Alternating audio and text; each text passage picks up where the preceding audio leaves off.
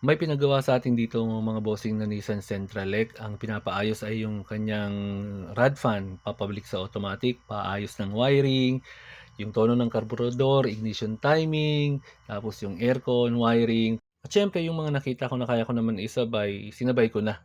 Yan, tulad nito oh. Putol po ang wire ng oil sending unit. Actually, yung meter niya po ay walang ilaw dun sa cluster gauge. And syempre, nung naayos ko, nalaman ko na walang ilaw itong kanyang oil sending unit. So, turo ko sa inyo mga bossing ang i-check ninyo pag nawala yung oil sending unit ng mga sasakyan ninyo. So eto, i-check nyo muna, unang-una mga bossing ay yung inyong oil sending unit, yung kanyang wiring or yung kanyang socket. Baka putol na yung wire or nakatanggal yung socket. Yung dito sa Nissan Sentra, dun sa ilalim, tabi ng oil filter, yung kanyang oil sending unit, yung sensor niya. Teka, lagyan natin ng ilaw mga bossing para makita ninyo. Ayan po siya mga bossing, yung katabi ng oil filter. Yung oil filter ay yung kulay blue. Nissan Sentralec po ito ah. Yung mga GA engines po, nandyan po yung oil sending unit nila. Yung oil pressure sending unit. Hindi ko lang po maituro ng daliri ko dahil maharangan yung camera at saka hindi ko siya madudukot. Masikip.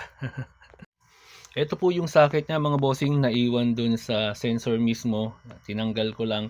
Yung iba mga bossing ay nabubunot lang tong socket niya ng kusa. Medyo maiksi kasi yung wire nito. Maaari po kasing maputol ang wire or mabunot ang socket habang tumatakbo ang sasakyan.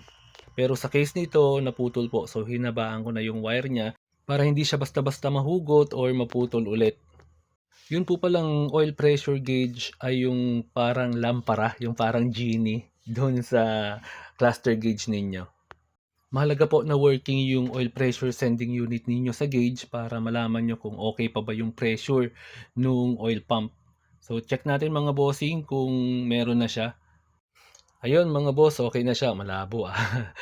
Nakaharap kasi sa liwanag. So ayan, okay na siya. Pag i-start natin ang engine, mawawala na po yan, parang lampara na yan.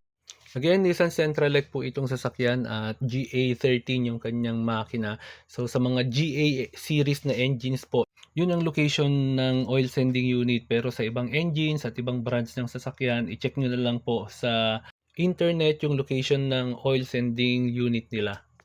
And pag okay naman po ang wiring niya, baklasin nyo na po yung cluster gauge para ma-check nyo kung okay pa yung bulb niya.